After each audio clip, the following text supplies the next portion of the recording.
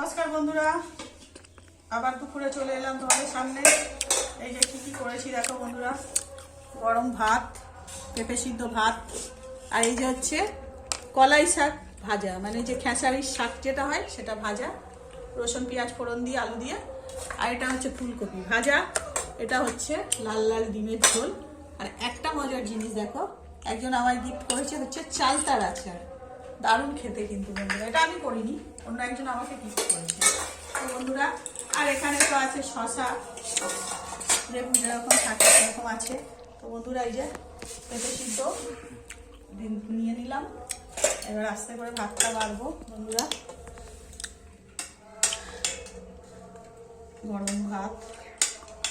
আর বন্ধুরা এই শীতের সবজি মানেই ফুলকপি, ওলকপি, বাঁধাকপি, এছাড়া আর কোনো সবজি নেই বন্ধুরা। তো এই ভাতটা বেড়ে নিলাম এইভাবে।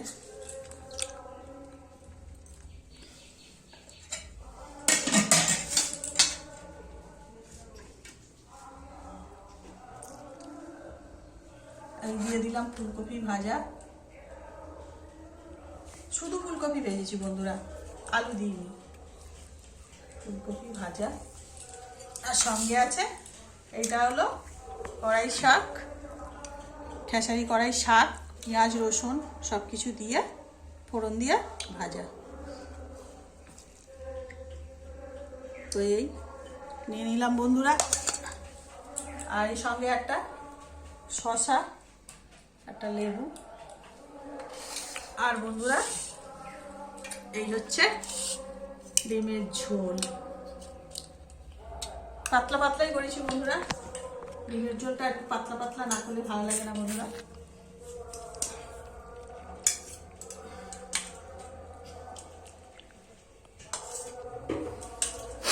এই যে ডিমের লাল লাল ঝোল।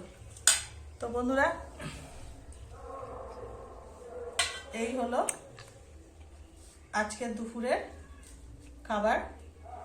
আর সঙ্গে আছে এই যে চালতার আচার। তো বন্ধুরা আজকে দুপুরের আমার এই খাবার। যদি ভিডিওটা ভালো লাগে তো একটা লাইক করবেন আর চ্যানেলটাকে সাবস্ক্রাইব করে দেবেন। নমস্কার বন্ধুরা।